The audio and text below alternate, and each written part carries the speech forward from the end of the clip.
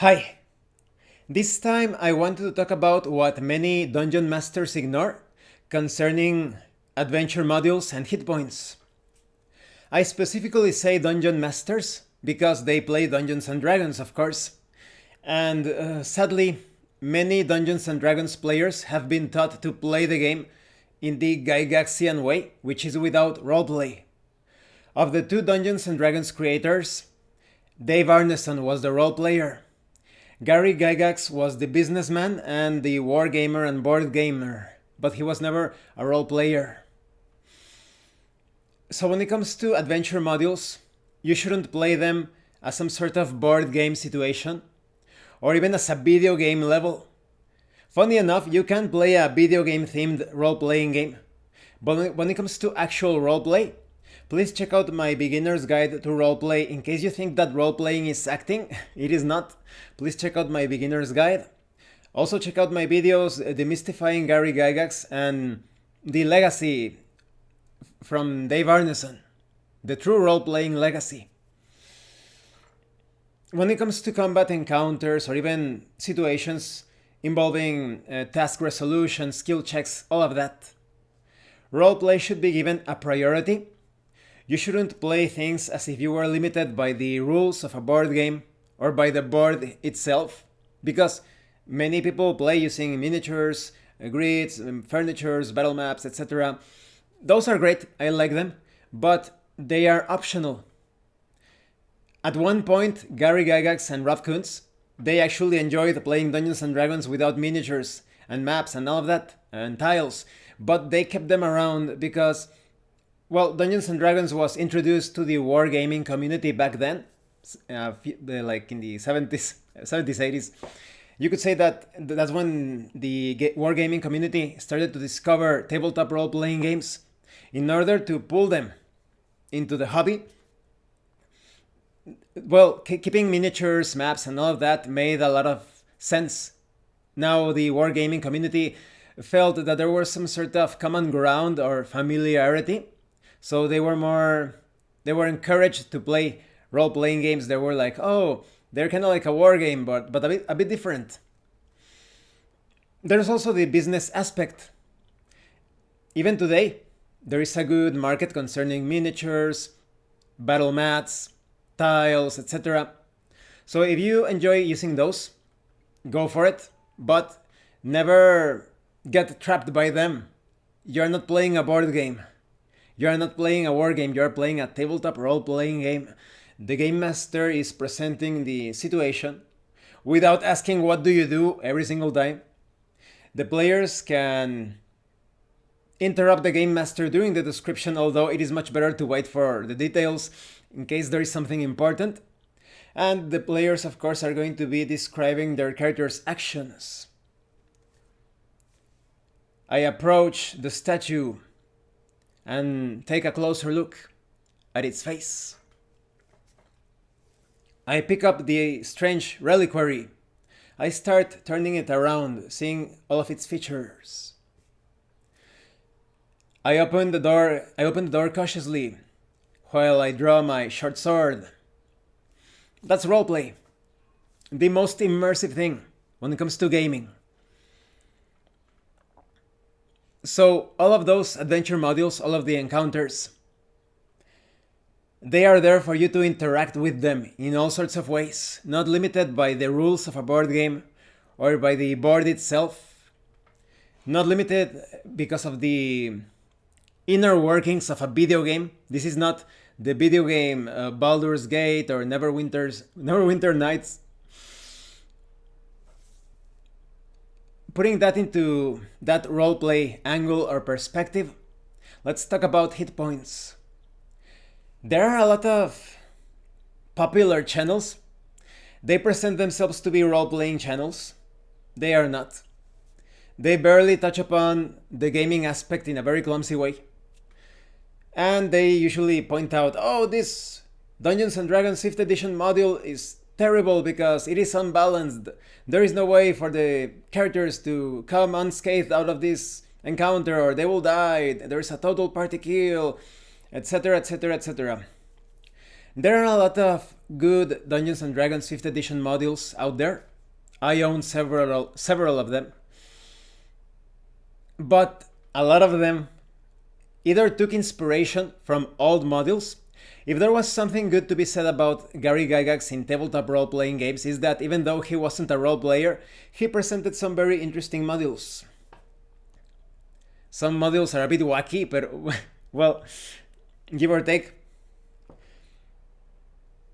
And of course, they have that old school mentality, the spirit of Dave Arneson, of actually interacting with the game world.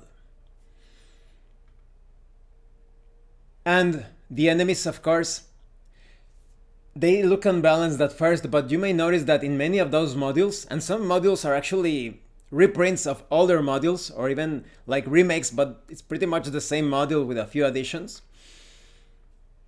They don't mention the specific hit points. They tell you that you will encounter this enemy. You know that enemy has a certain number of hit dice.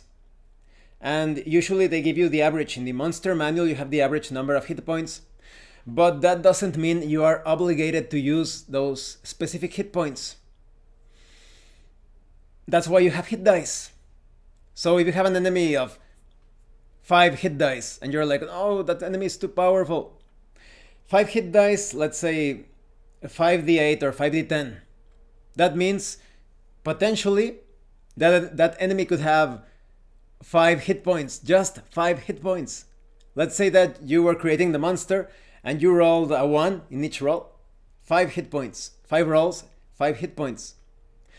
And even if the adventure module tells you a specific number of hit points, take into consideration that many D20 based modules out there, they are in the tradition of you need a party of 4 to 6 adventurers and you need a cleric. If you have only 2 or 3 players, adjust those hit points. You're obviously playing the module a bit differently. Or wait for the party to level up a bit and then present the module to them. But the easiest solution, and that's why it looks really absurd when I look at those videos that, oh, this module is unbalanced and you cannot win this encounter. First of all, use roleplay. Any tactic and strategy that you use while roleplaying can solve many apparently or seemingly unwinnable combat situations. Not all of them, but a lot of them. not all of them, but a lot of them.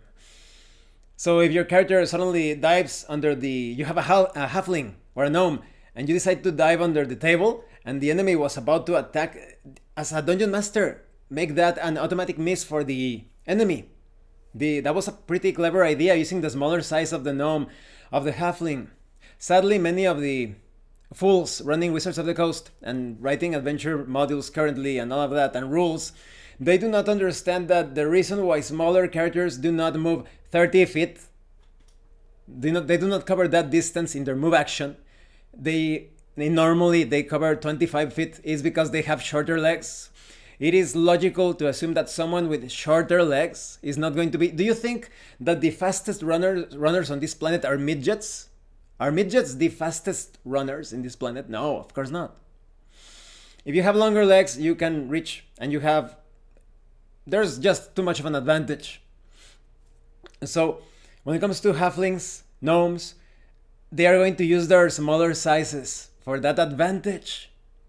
Even if they don't move as fast as the other members of the party, they can dive into nooks and crannies and go into small tunnels, and perhaps you can give them some automatic hits if the enemy is clumsily trying to get them out of the hole and suddenly they dart out and they attack with their little spear or whatever, or their sword. It could take the enemy by surprise. But yeah, like I said, roleplay the situation. There are many things that could happen in a battle situation. Apply the logic, the roleplay, and you can solve some things pretty quickly. Isn't it incredibly frustrating? Perhaps you are playing as a fighter and you want to infiltrate this place. You are not a thief or an assassin, you're a fighter. You want to infiltrate this base. You decide to take off your metal armor, put something a bit more stealthy, silent, like black leather armor or something, and you sneak around carefully. You are just behind the enemy, one of the guards, and you place your hand upon the mouth of the guard and you take your knife, your dagger or whatever, and you slit the guard's throat. The dungeon master, a good dungeon master, is not going to tell you. You deal 2 points, make your roll. I rolled a 2. You deal 2 points, 2 hit points of damage. And then the guard screams, help, or struggles or whatever. No. The logic of that situation demands that even though that fighter is not an assassin, not a thief, he should get an automatic kill. He won it through his stealthy maneuvers, through his roleplay, putting some thought into his choice of armor, all of that. So back to hit points. You see those encounters with powerful enemies. They do not tell you, most of the time, they don't tell you the number of hit points in a lot of cases. So check out the monster manual. Oh, that enemy has 5 hit dice. Then 5 hit points it is, because this is a module for a first level character. 5 hit points it is.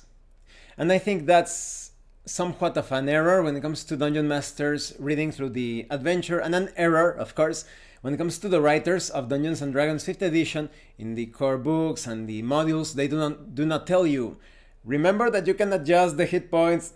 So it makes sense that you have those modules for lower level characters, first level, second level, and those encounters look impossible if you apply all of the hit points for that monster, or even the average number. The dungeon master should reduce the hit points. It's up to you if you want to roll those hit dice, or if you want to apply them as the situation demands it, according to the logic, according to the roleplay, etc., to the context. So I hope this video was useful and entertaining. Of course, you can also raise the number of hit dice if you think that the enemies are a bit too weak. Maybe you have an adventure module and the characters are one level above that adventure module. You could perhaps raise the number of hit points. That's another way of handling things to make the encounters a bit more challenging. Remember to check out my RPG tips playlist. I have some combat videos there explaining on how you, depending on the situation, maybe you deal bonus damage. As a dungeon master, you tell the player your attack also dealt an additional 16 points of damage because it was a very clever idea. The character attacked a very vulnerable area in the opponent's body, things like that. Give priority to roleplay, and of course the risks related to that. Like if you are jumping on the top of a dragon, on the back of a dragon, and you're clinging to that dragon as you stab it, maybe the dragon is going to thrash around or try to slam you against the wall. There is always that risk, so be intelligent in your roleplay. Once again, thank you for watching my videos, thank you for your likes and your comments. If you have any questions or comments, please let me know. And thank you so much to those of you that are going the extra mile to support the channel. If anyone else wishes to further support the channel, the information on how to do that will be in the description below. And remember, it is better to roleplay and fail in character than not to roleplay and fail as a player.